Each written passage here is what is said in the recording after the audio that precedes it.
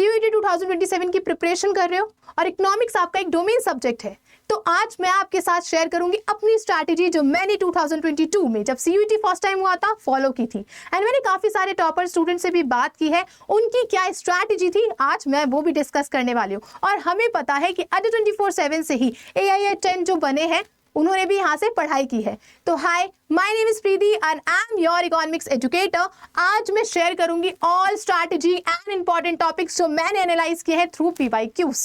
तो स्टार्ट करते हैं। सबसे पहले आपको अपना कोड पता होना चाहिए। तो इकोनॉमिक्स, और इसे हम लोग बिजनेस इकोनॉमिक्स के नाम से जानते हैं, जो कि 309 है हमारा।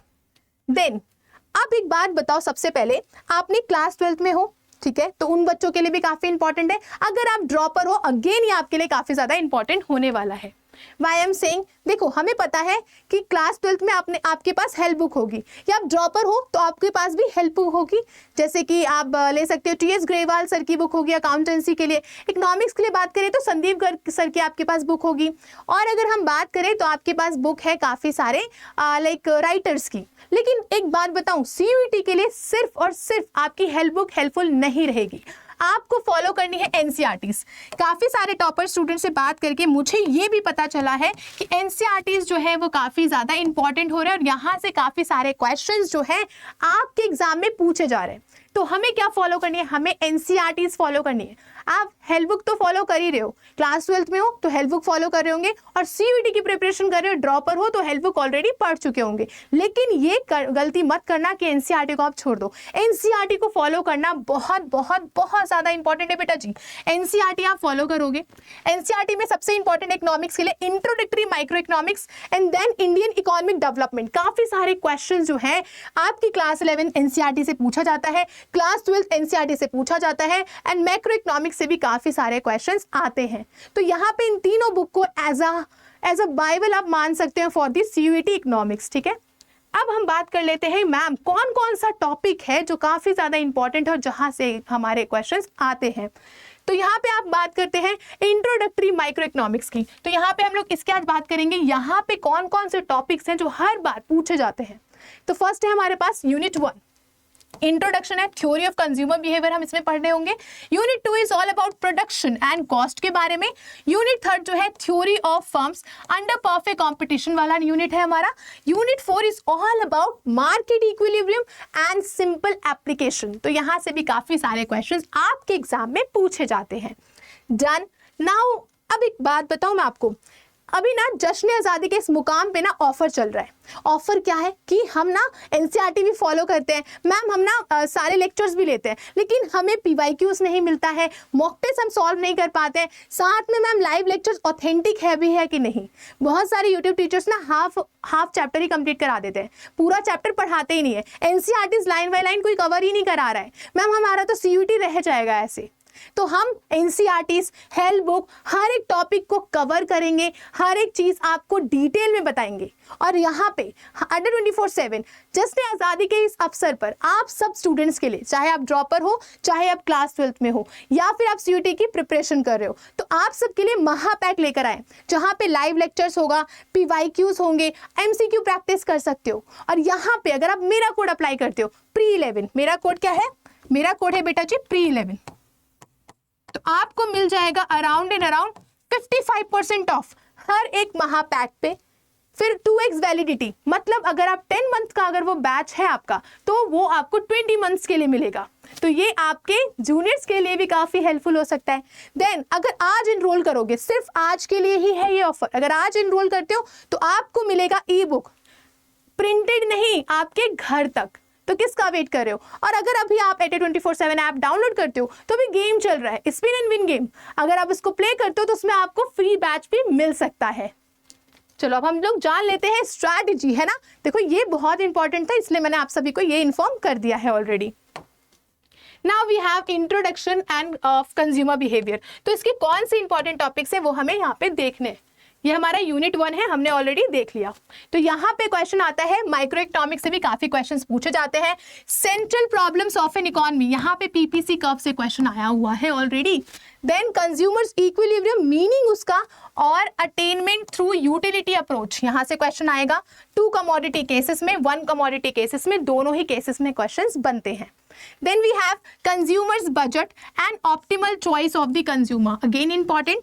देन डिमांड थ्योरी से भी क्वेश्चंस आते हैं, determinants of demand, again very very important, इसको इंपॉर्टेंट मार्क कर लेंगे। Then demand schedule and demand curve से भी काफी क्वेश्चंस बनते हैं। Movement along a shift in a demand curve, again very important, यहाँ से क्वेश्चन आएगा। Price elasticity of demand, percentage change method, total expenditure method, ये दोनों ही मेथड से यहाँ पे क्वेश्चंस पूछे जा सकते हैं। तो ये हमारा यूनिट 1 हो गया, यहाँ से भी क्वेश्चन आपका पूछा जाएगा। Then we have unit 2 which is all about production and cost. यहाँ से क्वेश्चन आएगा कि प्रोडक्शन फंक्शन क्या है, short run and long run क्या होता है, प्रोडक्शन फंक्शन में क्या इसका इम्पैक्ट है। Then we have shapes of total production, marginal production and average, AP curves, यहाँ पे इनसे क्वेश्चंस पूछे जाते हैं। कॉस्ट कंसेप्ट पूछा जा सकता है, fix cost, variable, basically average product and total product से भी क्वेश्चंस काफी सारे आते हैं। Then total and average, marginal cost, यहाँ से क्वेश्चंस पूछा जाता है। रेवेन्यू कंसेप्ट से रिलेटेड क्वेश्चंस, टोटल एवरेज, ये सारे। अगर आप टोटल यूटिलिटी वाले चैप्टर्स की बात करें, कॉस्ट वाले चैप्टर की बात करें, तो हर में total cost, total revenue, total production, हर एक चीज यहाँ पे आपको इंपॉर्टेंट है। इनके डायग्राम्स भी बहुत इंपॉर्टेंट है कि एबीसी का डायग्राम कैसे बनता है, हाइपरबोला बनता है, कैसे बनता है, तो हर एक डायग्राम को भी यहाँ पे स्टडी करना इंपॉर्टेंट है, बिकॉज यहाँ से काफी सारे एमसीक्यूज आपके एग्जाम में डायरेक्टली पूछे जाते हैं बेटा जी। तो हर एक चीज को आपको इंपॉर्टेंट देना है, चाहे वो थ्योरी हो, चाहे वो डायग्राम हो, चाहे वो न्यूमेरिकल क्वेश्चन हो, हर एक चीज आपके एग्जाम में डायरेक्टली पूछा जाता है। देन प्रोड्यूसर्स इक्विलिब्रियम से क्वेश्चन आता है, marginal cost and marginal revenue, यहां से क्वेश्चंस आपका पूछा जाएगा और ये बहुत ही ज्यादा इंपॉर्टेंट है। ठीक है, अब हम बात कर लेते हैं नेक्स्ट यूनिट नंबर 3 की, फर्म्स अंडर परफेक्ट कंपटीशन की। तो यहाँ पे फीचर्स ऑफ परफेक्ट कंपटीशन, यहाँ से क्वेश्चन पूछा जाता है। Then we have profit maximisation, price determination under perfect competition, यहाँ से क्वेश्चन आएगा। इक्विलिब्रियम प्राइस से भी क्वेश्चन पूछा जाएगा। Effects of shifts in demand and supply, again important. Supply market, supply determinant, supply schedule and curve से भी यहाँ पे क्वेश्चंस पूछे जाते हैं बेटा जी। Is it clear to you? Movement along and shift in a supply curve, price elasticity of supply and its measurement, again important। ये unit पूरा का पूरा इंपॉर्टेंट है बिकॉज यहाँ से काफी सारे एमसीक्यूज आपके एग्जाम में डायरेक्टली पूछे जा सकते हैं, आप स्क्रीनशॉट ले सकते हो। ऑल्दो ये आपको अडर 24/7 ऐप पे भी मैं अपलोड कर दूंगी तो आपको मिल भी जाएगा। फिर यूनिट नंबर 4 है आपका मार्केट इक्विलिब्रियम एंड एप्लीकेशंस, यहां से क्वेश्चंस काफी सारे आपके एग्जाम में पूछे जाएंगे। तो पहला है मार्केट इक्विलिब्रियम एग्जैक्टली क्या है, what is excess demand and excess supply, applications, price ceiling and then application of price flooring. तो यहां से काफी क्वेश्चंस आते हैं, ये अगेन इंपॉर्टेंट मार्क आप कर लीजिए। देन वी हैव आपका कोर्स 2 यानी कि बुक नंबर 2। देखो मैंने आपको ऑलरेडी बताया है कि सिर्फ हेल्प बुक पढ़ने से आपके मार्क्स नहीं आने वाले। हेल्प बुक जैसे कि अगर आप संदीप गर्ग पढ़ रहे हो, वीके ओरी या टीआर जैन पढ़ रहे हो, तो उनसे आपके मार्क्स नहीं इंक्रीज होंगे बेटा। इंक्रीज होगा आपका मार्क्स जब आप एनसीईआरटीज को फॉलो करोगे। किसको फॉलो करना है आपको? एनसीईआरटीज फॉलो करनी है तीनों के लिए, चाहे वो माइक्रो इकोनॉमिक्स हो, मैक्रो इकोनॉमिक्स हो या इंडियन इकोनॉमिक डेवलपमेंट हो। तो यहाँ पे सबसे पहले हम बात करते हैं unit 1 it's all about introduction and national income accounting, very important. Unit 2 money and banking के बारे में है। Unit 3 determination of income and employment के बारे में है। Unit 4 government budget and the economy के बारे में है। Unit 5 is all about open economic macro economics, very important है, सबसे ज्यादा इंपॉर्टेंट नेशनल इनकम से क्वेश्चन आता है। इंपॉर्टेंट है determination of income and employment से क्वेश्चन आता है। इसमें भी एक्सेस सप्लाई रिलेटेड चीजें भी पूछी जाती हैं। Then we have national income से क्या क्या पूछा जाएगा, तो व्हाट इज मैक्रो इकोनॉमिक्स पूछा जाता है। Basic concept of macro economics में जैसे कि आपका कंजम्पशन गुड्स हो गया, कैपिटल गुड्स हो गया, इन सबसे क्वेश्चंस पूछे जा सकते हैं। Circular flow again very important. Then methods of calculating national income, तीनों मेथड्स आपको पता होना चाहिए, income method, expenditure method and your value addition method, तीनों ही मेथड से क्वेश्चंस यहाँ पे आपके पूछे जा सकते हैं। Then we have aggregates, factor cost, basic price and market prices से रिलेटेड क्वेश्चंस आ सकते हैं। एडीएनएएस से क्वेश्चन आएगा। एग्रीगेट डिमांड, एग्रीगेट सप्लाई से भी यहाँ पे क्वेश्चंस पूछे जा सकते हैं आपके नेक्स्ट टू नेक्स्ट में भी। जीडीपी एंड वेलफेयर से, sorry this is not in this unit, ये हमारा सिर्फ एग्रीगेट से रिलेटेड है। फैक्टर कॉस्ट प्रिंसिपल, जैसे कि जीडीपी कैसे कैलकुलेट करना है, उससे हम लोग एनएनपी पे कैसे जाते हैं, एफसी कैसे निकालते हैं, एमपी से एफसी पे कैसे चेंज करना है, हर एक चेंजेस के बारे में है। इसके एग्रीगेट्स के बारे में, नेशनल जो हमारा इनकम है उसके एग्रीगेट्स के बारे में यहाँ पे बताया गया है। Then we have money and banking, यहाँ से भी काफी क्वेश्चंस आते हैं। यहाँ पे सप्लाई ऑफ मनी से क्वेश्चन आ सकता है, again very important. Functions of money से आपके एमसीक्यूज पूछे जा सकते हैं। क्रिएशन एंड मनी मल्टीप्लायर से अगेन क्वेश्चंस पूछे जा सकते हैं। Central bank and its function से भी यहाँ पे क्वेश्चंस आते हैं। यहाँ पे एग्जाम्पल है रिजर्व बैंक ऑफ इंडिया के जितने भी फंक्शंस हैं वहां पे एमसीक्यू आ सकता है, तो इसको इंपॉर्टेंट मार्क कर लोगे। यहाँ से आपके काफी सारे एमसीक्यूज जो है आपको डायरेक्टली देखने को मिल जाएगा। Then we have policy tools to control money supply, यहाँ पे आरबीआई का रोल जो है पूछा जाएगा। क्वांटिटेटिव एंड क्वालिटेटिव इंस्ट्रूमेंट से क्वेश्चंस यहाँ पे आपके पूछे जा सकते हैं। तो देखो हर एक पॉइंट जो है एनसीईआरटी का आपको फॉलो करना है। हेल्प बुक तो पढ़ना ही पढ़ना है, बिकॉज वहां से कंसेप्ट क्लियर हो जाएगा, लेकिन एनसीईआरटी से आप फॉलो करोगे सो दैट एक एक पॉइंट, एक एक लाइन आपके पास हो, बिकॉज सीयूईटी का एग्जाम एनसीईआरटी के थ्रू बन रहा है, ठीक है, उसी के थ्रू बनता ही है। यूनिट 3 की बात करें तो इनकम एंड एम्प्लॉयमेंट के बारे में बात करेगा। तो यहाँ पे आप एग्रीगेट डिमांड, एग्रीगेट सप्लाई के बारे में पढ़ोगे और उसके कंपोनेंट्स, डिटर्मिनेशन ऑफ इनकम के बारे में इन 2 सेक्टर मॉडल में, then problem of excess demand and deficient demand के बारे में, measures to correct them, change in government spending, taxes and money supply. Again important, मैं बता देती हूँ ये वाला पॉइंट इंपॉर्टेंट है, और problems of excess demand and deficient demand, ये दोनों पॉइंट्स काफी ज्यादा इंपॉर्टेंट है आपके एग्जाम के लिए। Then multiplier mechanism again important, तो ये वाला यूनिट बहुत इंपॉर्टेंट है, इसको मोस्ट इंपॉर्टेंट आप मान सकते हो। यहाँ से काफी सारे क्वेश्चंस आपको डायरेक्टली सीयूईटी के एग्जाम में देखने को मिलते हैं। Then we have government budget and economy, unit number 4, यहाँ पे गवर्नमेंट बजट रिलेटेड क्वेश्चन आता है, मीनिंग, उसका objective, components. Then we have classification of receipts, revenue receipts and capital receipts, यहाँ से क्वेश्चंस आता है एमसीक्यू में कि कैपिटल रिसीट्स में क्या क्या इंक्लूड होगा, रेवेन्यू रिसीट्स में क्या इंक्लूड करते हैं, कैपिटल रिसीट्स हो गया, एक्सपेंडिचर में क्या आता है, रेवेन्यू एक्सपेंडिचर में क्या आता है, एस्टीट्स क्या होते हैं, इन सारी चीजों को यहाँ पे क्वेश्चन में पूछा जा सकता है। तो हर एक पॉइंट को आप ध्यान से रखोगे, नोटबुक में आप लिख लोगे, बिकॉज ये आपके पीवाईक्यू से मैंने एनालाइज किया है, ठीक है। तो सबसे इंपॉर्टेंट है यहाँ पे balance and surplus and deficit budget से क्वेश्चन आ सकता है। मेजर्स ऑफ गवर्नमेंट डेफिसिट, यहाँ से भी आपके क्वेश्चंस पूछे जा सकते हैं। Government deficit related question again very very important. ये वाला जो डेफिसिट बजट है, प्राइमरी डेफिसिट क्या होता है, फिजिकल डेफिसिट क्या होता है, तो ये सारे क्वेश्चंस यहाँ से पूछे जा सकते हैं। Then we have open economic, macro economics, यहाँ से क्वेश्चन आ सकता है। Balance of payment again very important, यहाँ पे भी पूछा जा सकता है। Surplus and deficit again important. Foreign exchange rate very important, यहाँ पे इसके types, flexible exchange rate system, fix exchange rate system, manage floating rates क्या होता है, अकोमोडेटिंग ऑटोनॉमस फंक्शंस क्या होते हैं, यहाँ से भी क्वेश्चंस अगेन वेरी इंपॉर्टेंट है और आपके एग्जाम में पूछा जाएगा। Clear. Then we have merits and demerits of exchange rate regimes, ये इंपॉर्टेंट है। Determination of exchange rate again important, and manage floating hot topic, यहाँ से क्वेश्चंस हमेशा आपके एग्जाम में पूछा जा सकता है, तो इसको आप इंपॉर्टेंट मार्क कर लोगे। Okay, very nice. चलो अब हम आ जाते हैं अपनी थर्ड बुक पे, और इसके लिए एनसीईआरटी ही आपको फॉलो करनी है, बिकॉज एनसीईआरटी से यहाँ पे डायरेक्टली क्वेश्चंस पूछते हैं, एमसीक्यूज डायरेक्टली आते हैं, डायरेक्टली आपका एमसीक्यू लाइन में से उठा लिया जाता है एनसीईआरटी का। मैंने भी इसी को फॉलो किया था, ठीक है, एनसीईआरटी मैंने फॉलो की थी उस टाइम पे, 2022 में भी मैंने फॉलो की थी, बिकॉज आई नो कि अगर एमबीबीएस के लिए नीट का एग्जाम हो रहा है उसमें भी एनसीईआरटी आ रही है, तो इसमें भी तो एनसीईआरटी ही आएगी ना, इसमें कहीं और से थोड़ी आ जाएगा।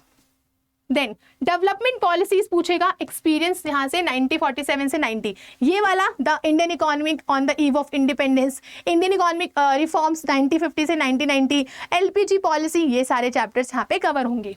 इकोनॉमिक रिफॉर्म्स यहाँ पे 1991 एलपीजी पॉलिसी वाला चैप्टर आपका। देन करंट चैलेंजेस जो हमारे इंडिया में हो रहा है, human capital formation, unemployment related chapter, जो हम चैप्टर में हम लोग एम्प्लॉयमेंट के बारे में पढ़ते हैं। देन रूरल डेवलपमेंट के बारे में पढ़ेंगे, सस्टेनेबल डेवलपमेंट, ये सारी चीजें यहाँ पे पूछी जाएंगी, तो इसको भी इंपॉर्टेंट मार्क कर लो, यहाँ से काफी सारे क्वेश्चंस आपके पूछ जाते हैं।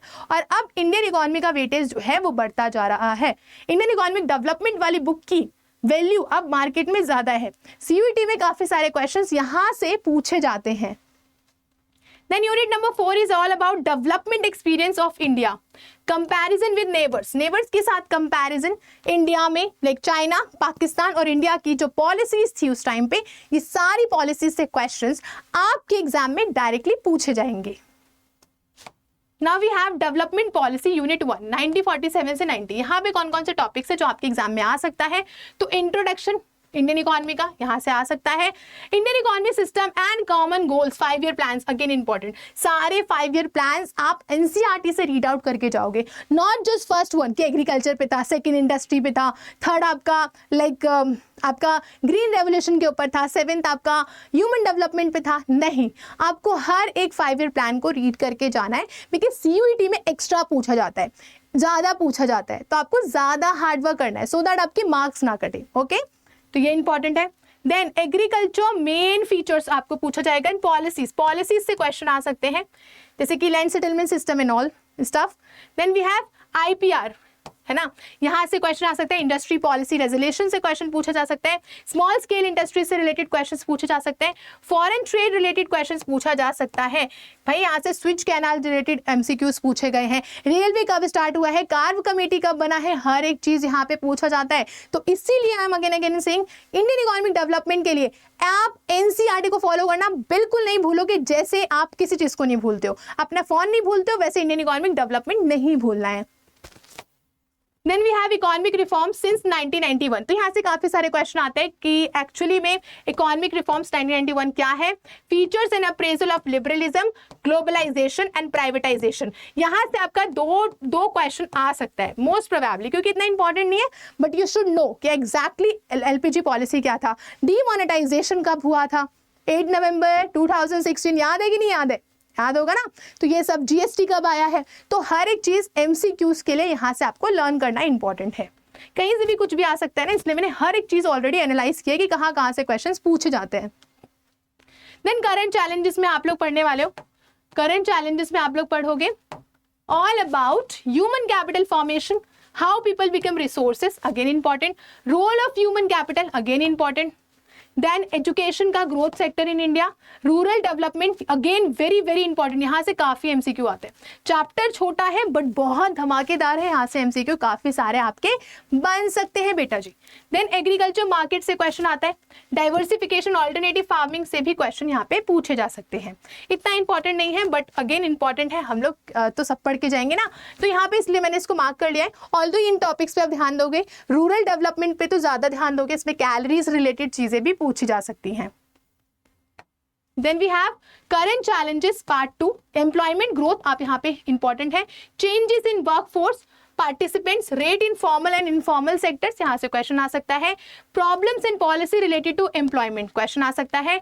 एनवायरमेंट एंड सस्टेनेबल डेवलपमेंट, यहाँ पे क्वेश्चन पूछा जाएगा. State of India's environment, strategies for sustainable development, यहाँ से क्वेश्चन पूछे जा सकते हैं. तो इसको भी आप इंपॉर्टेंट मार्क कर लो, यहाँ पे भी क्वेश्चन आने लगे हैं. दिख बहुत इजी रहा है sustainable development related chapter, but काफी सारे क्वेश्चंस यहाँ से भी पूछे जाते हैं. Then we have development experience neighbours का, तो यहाँ पे चाइना और इनके ही पॉलिसीज से रिलेटेड क्वेश्चंस आ सकता है. बहुत सारे पॉलिसीज बनाई है चाइना ने. चाइना की पॉलिसी सबसे ज्यादा इंपॉर्टेंट है, वहां से क्वेश्चन हमेशा पूछा जाता है. चाइना की पॉलिसी आप मुझे कॉमेंट में ही बताओगे क्या क्या पॉलिसीज थी. एक बैकएंड में फैक्ट्री खोल देना, ये सारी पॉलिसीज थी ना, उनकी सारी पॉलिसीज मुझे बताओ. देन यहाँ पे चैप्टर वाइज मैंने क्या किया, एक बार और वेटेज बना लिया है कि कंज्यूमर इक्विलिब्रियम डिमांड से अराउंड 6 to 8 क्वेश्चन पूछा जा सकता है. 15 से 20% ये वेटेज रखता है, मतलब वेरी हाई इसकी चांसेस हैं. नेशनल इनकम अकाउंटिंग से 6 to 8 क्वेश्चंस आपके पूछे जा सकते हैं. मनी इन बैंकिंग से 4 to 6 क्वेश्चंस. इनकम और डिटर्मिनेशन यहाँ से आपका अराउंड 4 to 6 क्वेश्चन आएगा. प्राइस डिटर्मिनेशन मार्केट से 4 to 5 क्वेश्चंस आएंगे. प्रोड्यूसर्स बिहेवियर एंड सप्लाई से 3 to 5 क्वेश्चंस आते हैं. गवर्नमेंट बजट से 3 to 4 क्वेश्चंस आते हैं. बैलेंस ऑफ पेमेंट से बेटा जी 3 to 4 क्वेश्चंस आते हैं. और यहाँ पे हम बात करें इंट्रोडक्शन पीपीसी, मैंने बोला था ना स्टार्टिंग के चैप्टर में पीपीसी काफी इंपॉर्टेंट है. यहाँ अकेला पीपीसी ही 2 से 3 नंबर का क्वेश्चन पूछा जाता है, तो काफी ज्यादा इंपॉर्टेंट है कि नहीं है. 2 से 3 क्वेश्चन यहाँ पे पूछे जाते हैं. ये सारे क्वेश्चन है बेटा, नंबर नहीं है, क्वेश्चन है. ये समझ रहे हो आप. एक क्वेश्चन 4 मार्क्स का है, तो कितना ज्यादा ये लोग वेटेज लेके चल रहे हैं, है कि नहीं. है ना बेटा जी। तो काफी ज्यादा ये वेटेज ऑलरेडी लेके चल रहा है।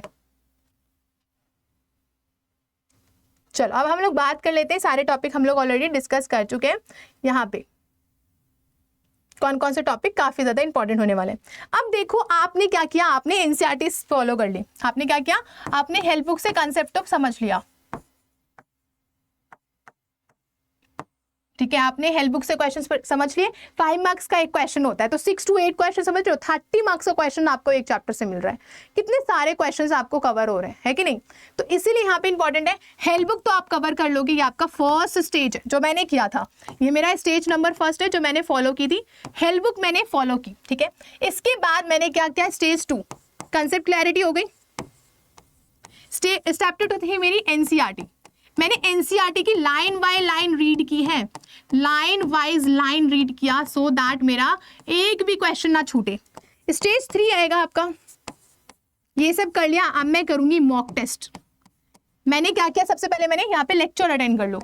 जो भी सब्जेक्ट है या जो भी टॉपिक है उसके अपने लेक्चर्स ले लिए, सो दैट आपको समझ आ जाए, क्योंकि खुद जब बुक खोलोगे तो कुछ भी समझ नहीं आएगा, है ना। तो आपने लेक्चर अटेंड कर लिया। उसके बाद आपके पास है हेल्प बुक, आपने उसको रीड आउट कर लिया। उसके बाद है मेरे पास एनसीईआरटी लाइन वाइज मैंने पढ़ लिया। यहाँ पे आप क्या करोगे, नोट्स बना लोगे। आपने नोट्स बना लिया, जो भी इंपॉर्टेंट टॉपिक्स थे, इंपॉर्टेंट की पॉइंट्स, यहाँ पे इंपॉर्टेंट की पॉइंट्स के आपने नोट्स बनाए। नोट्स बन गए मेरे। अब ये सब करने के बाद मुझे कैसे पता चलेगा कि मेरे सारे कंसेप्ट्स बिल्कुल क्लियर हो गए? I have to solve mock. मुझे मॉक की प्रैक्टिस करनी पड़ेगी, मुझे काफी सारे मॉक टेस्ट लगाने पड़ेंगे, तभी जाके मुझे पता चलेगा कि हाँ मैंने बेटर परफॉर्म किया है। तो यही सारी चीजें आपको mock test practice, PYQ analysis, live lectures, हर एक चीज आपको हम प्रोवाइड कर रहे हैं अंडर 24/7 में। यहाँ आपको आज ऑफर मिल रहा है महापैक का। महापैक में आपको पीवाईक्यूज मिलेंगे, एमसीक्यू मिलेंगे, डोमेन का बुक भी मिलेगा। और अगर आज आपने एनरोल किया तो आपको मिलेगा वोकैबुलरी का ई बुक, नॉट प्रिंटेड, आपके घर तक पीडीएफ फॉर्मेट। आपको लाइक फिजिकल वाली बुक मिलेगी, आपको प्रिंटेड बुक मिलेगी। क्लियर। और mock test, PYQs, live lecture, doubt clearing sessions, 1-on-1 session teacher का, हर एक चीज आपको मिलेगा अगर आज आप एनरोल करते हो हमारे बैच पे, which is CUET commerce 2027 online classes, mock test, e books and printed books Mahapack pro. अगर इसमें आप एनरोल करते हो, चाहे आप ह्यूमैनिटीज बैकग्राउंड के हो तो आप इकोनॉमिक्स ह्यूमैनिटीज वाला परस्यू कर सकते हो, एंड दिस वी, क्योंकि मैं ही आपको इकोनॉमिक्स पढ़ाने वाली हूँ। और अगर आप मेरी मेंटरशिप चाहते हो तो आप मेरा कोड अप्लाई कर सकते हो। यहाँ तो 53% ऑफ है ना, मेरा कोड अप्लाई करोगे तो 55% ऑफ मिलेगा। क्या करना है, मेरा कोड अप्लाई करो। और ये कुछ लाइक आज के लिए ऑफर है। आप अप्लाई करोगे pre-11, क्या अप्लाई करना है, pre-11 अप्लाई करना है। तो आपको ये सिर्फ मिलेगा 7124 का। 7124 में आपको मिल रहे हैं सारे डोमेन बुक्स मिलेंगे, पीवाईक्यू बुक्स मिलेंगे, मॉक टेस्ट सीरीज मिलेगी, पीवाईक्यू मॉक्स भी मिलेंगे, एंड ऑनलाइन क्लासेस तो आपको मिल ही रहा है, टीचर्स आपको सपोर्ट कर ही रहे हैं, हर एक चीज आपको ऑलरेडी मिल रहा है। एंड सबसे बेस्ट बात बताऊं, आज ना अगर आप अंडर 24/7 ऐप डाउनलोड करते हो तो आपको मिल रहा है game, spin and win game. उसको प्ले करोगे ना तो आपको मिल सकता है फ्री में कंटेंट का पिटारा, फ्री में बैच भी मिल सकता है। ओके, रिफंड भी आपको वहां पे इजिली मिल जाएगा। तो जल्दी से जाओ, अंडर 24/7 ऐप डाउनलोड करो, गेम खेलो और मुझे बताओ कि आपको क्या मिला एग्जैक्टली। और आज ही आप इस बैच में एनरोल कर सकते हो। प्राइस बहुत नॉमिनल है, इतना सारा बेनिफिट मिल रहा है, बेस्ट टीचर्स आपको पढ़ा रहे हैं, अच्छे से चीजें एक्सप्लेन कर रहे हैं, एक ही जगह पे मॉक टेस्ट, पीवाईक्यू सब कुछ आपको मिल रहा है। So what are you waiting for? Description में लिंक है, जल्दी से जाके एनरोल कर सकते हो। Thank you so much, best of luck, bye bye.